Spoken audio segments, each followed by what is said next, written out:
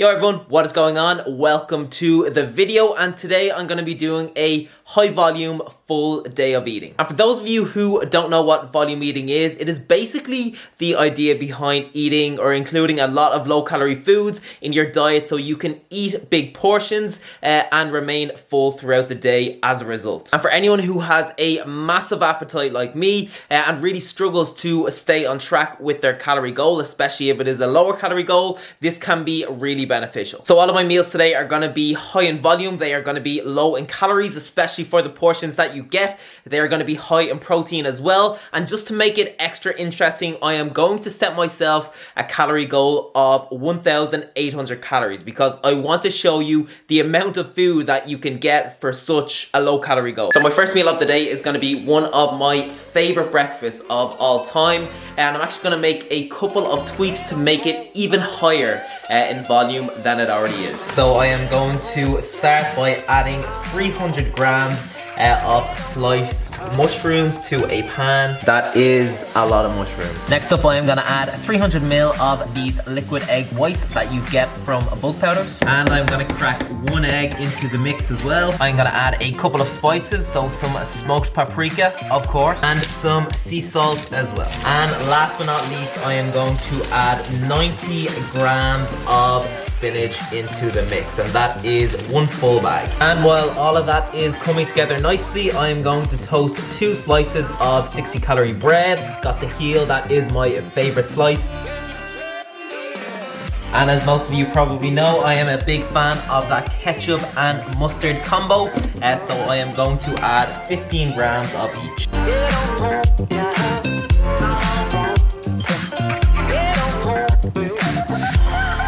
Let's give it a go, as if I don't already know that I love it. So as you can see here, this meal is just absolutely massive, and there are a few things that I did to really bulk it up. So the first thing is the veg. So altogether there is 390 grams of veg in here, so the mushrooms and the spinach, and in total that only comes to 74 calories. So that calorie to food on your plate ratio is just absolutely ridiculous, and a lot of veg is the same. And the second big factor here is the egg whites. So I used 300 mils of egg whites, which gave me a lot of egg whites on my plate, and in total that only came to 135 calories and over 30 grams of protein, which is just insanely good. And egg whites, I think, are the most voluminous source of protein that there is. I genuinely think it's going to take me at least 3 days to eat this breakfast. It's so big. I am actually stuffed after that meal. Seriously, if you are looking for something to like keep you full until lunchtime, at least that is a really good option. Okay, so yesterday I put up a little question box on my story. What did it say? Yeah, I asked people to ask me anything non-fitness related, and I will answer some in today's video. So I thought that might be interesting to do between meals. And I know Q&As can be like pretty boring sometimes, to be honest, but I'm gonna keep it as short and as interesting as possible. So let's bang a few out before lunch. So question number 1, what did you want to do growing up? So just like any boy ever, I wanted to be a footballer. I started playing football when I was about 4, played pretty consistently up until the age of 17. I was pretty good. I played, by football I mean soccer, by the way, so I played left wing, but just things got in the way, injury, so I always used to go over on my ankle at least like once or twice a season. That slowed me down big time. And then when I got a little bit older, things like my part-time job and college got in the way as well. Alright, let's do another one. So what were you like in secondary school, socially and academically? So socially, you know, I was pretty social. I had a big group of friends. A lot of them played football and Gaelic football like I did at that time. And academically, I was quite smart as well. So in my leaving cert, I got 510 points out of 625. That's what it was at the time. I'm pretty sure that's what it is now as well. I studied very, very hard, so I was always very studious, I think that is the word.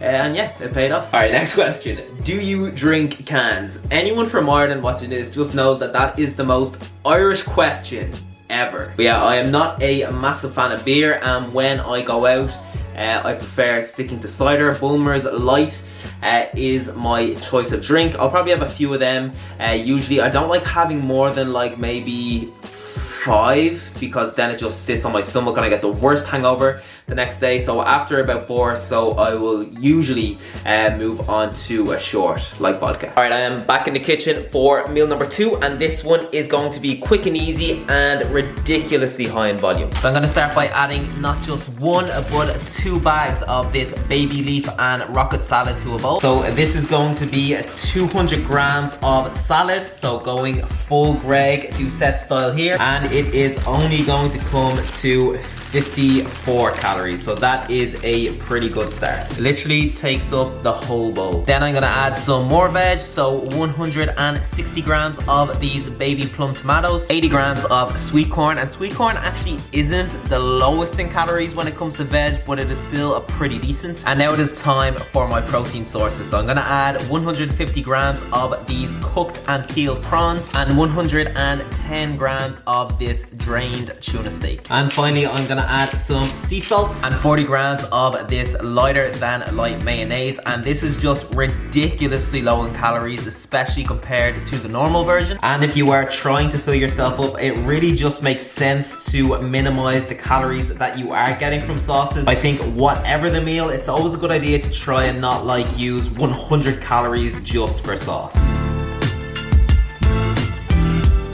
I have no doubt in my mind that I will be able to finish this, but I also have no doubt in my mind that I am going to be stuffed. These baby plum tomatoes are just so good, like my favorite form of tomato by a mile. And when you have a deep salad bowl, it's actually really important that you like penetrate it deeply, because all of the sauce is on the top, so if you're just kind of skimming off the top, then it's just going to be really dry towards the end. And I actually want to talk a little bit about protein. So I really like to prioritize protein in all of my meals, and that is not just for muscle growth purposes, but it is also because protein has been found to be the most filling macronutrient. So, you know, if you're getting at least 30 or 40 or 50 grams of protein in a meal, then that is going to be really helpful in filling you up. And it goes without saying that you should be trying to get most of your protein each day from leaner sources like chicken breasts, turkey, lean mince, tuna, whey protein, etc. And that is because fattier sources of protein, so things like chicken and breadcrumbs or your fattier cut of steaks,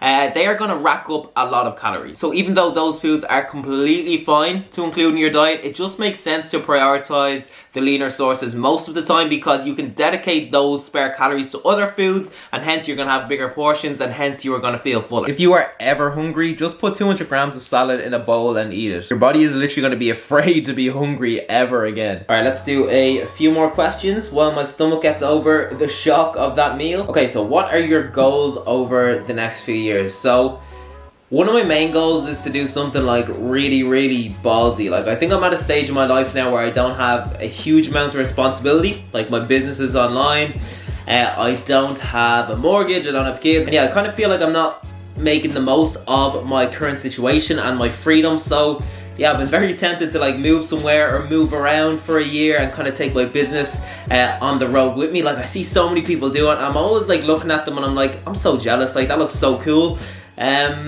So yeah, I think I want to do something like that. Okay, so best way to start online training, pal, and get an audience. So I think when it comes to anything online, content is king. So you need to start pumping out content multiple days per week, every single day if you can.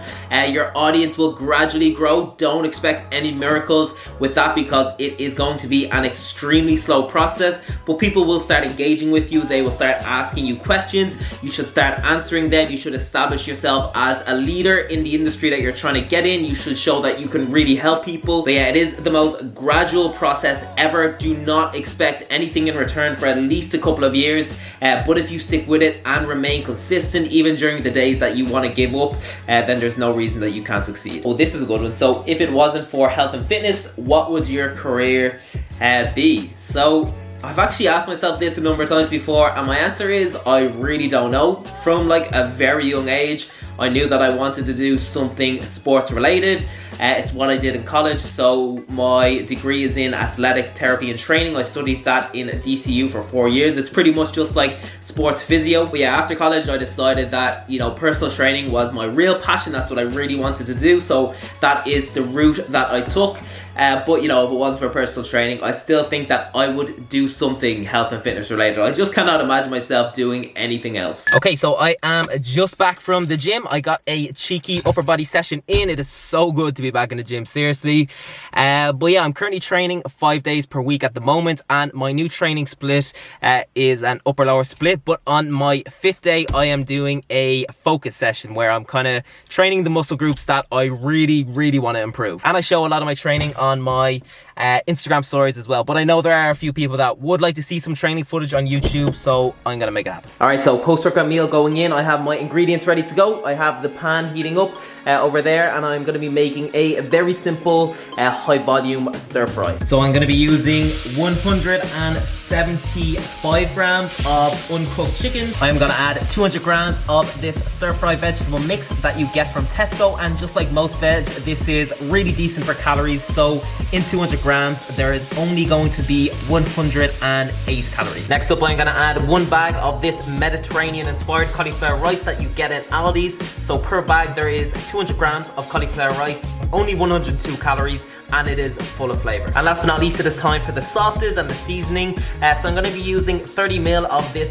dark soy sauce that you get from Tesco. And you can actually get light versions of soy sauce that have less calories, but I genuinely looked in like 10 million shops over the last few days. It doesn't seem to be anywhere. I cannot find it, but this one is still pretty good. So per 30 ml, there is only gonna be like 24 calories. So yeah, I won't cry about it or anything like that. I almost did yesterday, but I'm alright. I've actually decided that 20 ml is low, so that's only 16 calories. And now it is time for the seasoning. I'm not even gonna comment on this one. I'm gonna use some chili flakes as well, and some garlic.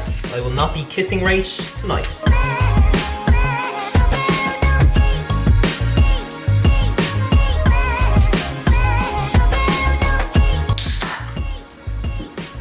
Pepsi Max is just so much better than Diet Coke. Don't at me. Let's give this a little taste. Soy sauce is literally so underrated, in my opinion. Like 16 calories, that is all. Literally transforms the whole meal. And when it comes to volume eating, you may have noticed that veg is like a big component of most meals. And even if you're not like a huge fan of veg, my advice is to find even just a few that you like and get them in your meals. You can use a lot of spices and seasoning and things like that to make them even tastier. And as well as veg being like very voluminous, it is also really high in fiber, and fiber, just like protein, is really good for filling you up. So when it comes to veg, you are getting the volume and you are getting the fiber as well. I actually completely forgot to have a couple of these with my meal, which is so annoying, but they are these Slims multigrain pops that you get in Super Value, and per pop there is only 18 calories, and they're actually perfect to go with a stir fry because you can just like scoop the stir fry onto the pop and eat it that way. It's actually really tasty. But yeah, this is what they look like, and what I usually do is like break it into a couple of pieces, scoop in the gob, boom. And let's wrap up this Q&A with a few more questions. And I would actually love to do them all, but if I do that, then I know like 99% of people will skip by it, so I won't. Whenever I put up a question box on my story, my mates just like ask you the most ridiculous questions ever. Like, I'd probably get arrested if I was to say them out loud. Okay, so can you start training to become a PT at 28, or is it too late? So I think that's something I've learned over the last few years, is that you are on your own time, and there are a number of ways that you can be successful in a career. And it doesn't mean, you know, you don't have to like be in that career from the age of 18 or 20 or 22 to be successful. You are on your own time, so you could travel for a few years and then settle down into your career. You could chop and change your career after your 20s and after your 30s, find a career that's for you and excel in that area. So I think if a certain career or profession is calling out to you, then you should take that leap. You know, it doesn't matter if you're 28, it doesn't matter if you're 38 or 48. You can literally become a PT within a number of months, and you will still have so much time to learn, to grow, to establish yourself in the industry, to be successful. And if the alternative is doing something that you really don't like for another 20 or 30 years, then you should do it. Alright, next question. How did you and Rach meet? So me and Rach have known each other for years and years. We probably start kind of hanging out with each other when we were in school. So I was about, what age was I? I was like 15 or 16 years old. We were good friends for a number of years. We actually worked in the same pub together growing up as a part-time job. And yeah, we had our own separate relationships, and it was never really a thing, you know, like, oh, they're definitely gonna get together. Like, it wasn't really in either of our heads. But then when I turned about 20 years old or so. She was 19 at the time. Things just like start like falling into place out of nowhere. And yeah, we got together. Okay, so has your lifestyle and focus on fitness affected your relationship with your girlfriend? So for the most part, definitely not. Like Rachel's into, you know, going to the gym as well, so that maybe makes things a little bit easier. But even if she wasn't, it would still be completely fine. Like I still go out for dinner. We still go out for dinner every weekend. We still go out for drinks every few weekends. We still go on holidays. We still do trips. So I don't really let, you know, the gym and my nutrition get in the way of those things. And the only time it was a big issue was when I was competing, and it wasn't even a huge issue for me because, you know, I'm quite happy, you know, not going out and things like that. I'm just that kind of person. Like I'm really happy like sitting in watching Netflix and that kind of thing. But Rach is probably a little bit more social, so you know, I couldn't really do things like go out for food or go out for a few drinks, and that really started to affect her, especially towards the end. We ran into a few problems for sure, but yeah, for the most part, definitely not. All right, so it is time for my fourth and final meal of the day, and as always, it is going to be like a bit of a snacky meal. So I'm going to have this huge bowl of sugar-free jelly, and I made this earlier by adding 2 of these sachets to this bowl. I added about 600 ml of boiling water and let it cool in the fridge for a few hours. And per sachet, there is 2 here, just in case that isn't clear. There is 36 calories, so in this bowl there is 72 calories at the moment. And then I'm going to add 300 grams of this summer fruit mix that you get in Tesco on top of the jelly, and I heat it up in the microwave for about a minute just so the berries are not completely frozen. And in 300 grams of these berries there is only like 114 calories, so these are pretty much just as calorie friendly and as high in fiber as vegetables. And I'm going to add like a smidgen of sweetener to the top, and I am not even going to track these calories. It's probably like 4 calories or something. And as a little part 2 of this meal, I'm going to have 300 grams of this Glenesk mixed berry quark. And I am pretty sure that this is new from Glenesk, and I am yet to try it. But per tub, so per 100 grams, there is only 53 calories and 8.3 grams of protein, which is really good. Then on top of that, I am going to grate 2 squares of this 70% salted caramel dark chocolate. This is something that I actually have never done before, so I hope it goes well. Knowing me, it will probably go terrible. Somebody actually wrote to me on Instagram or YouTube, I can't remember, and told me to do this. So if you are watching this video right now, thank you. Fucking hell. This is actually a workout. And I can confirm that dark chocolate is not voluminous whatsoever, but it is, you know, a decent source of fats, and it tastes good. So that is good enough for me.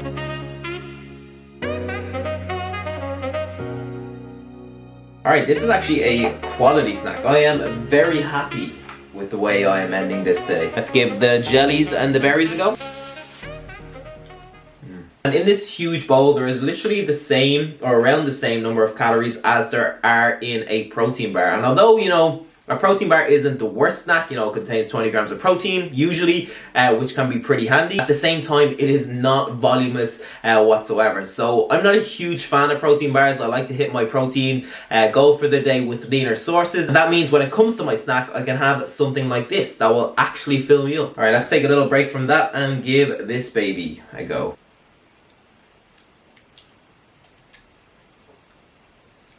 Definitely not as nice as their 0% yogurt. Like, their 0% yogurt is spot on. I'm not sure about this quark. Now, there's something missing from this quark. The other one that you can get from Tesco, I cannot pronounce it for the life of me, but it is spelled KVARG. It's from Sweden. That is so much nicer than this. But yeah, I'm gonna wrap the video there, people, and before I do, I want to display my calories and my protein for the day on screen now. But yeah, the point of this video isn't to set yourself a 1,800 calorie goal or anything like that. The point is just to show you how much food you can actually eat on lower calories, and if you are someone who struggles to hit your protein goal, then you can get a lot of inspo from this video as well. So yeah, I hope you found the video useful, and if you did, make sure you comment below and let me know. Make sure you give the video a big thumbs up, and make sure you subscribe if you have not already. And as I say all of the time, even if you do one of those 3 things, that will really help a lot. So yeah, thank you for watching. I hope you enjoyed it, and I will see you next week.